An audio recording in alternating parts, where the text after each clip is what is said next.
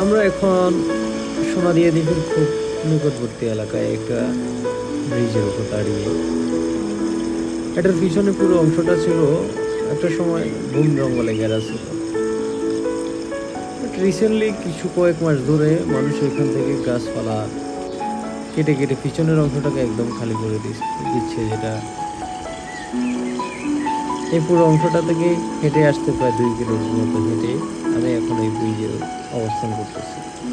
এটা পার হলে এটা সামনে এখন জোয়ার চলতেছে, জোয়ার শেষ হলে সামনের অংশটাকে পার হলেই সোনাদিয়া দ্বীপের সীমান্ত শুরু হবে।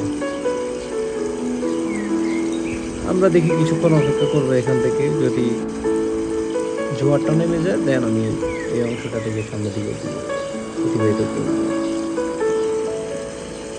আর যদি সম্ভব না হয় সেক্ষেত্রে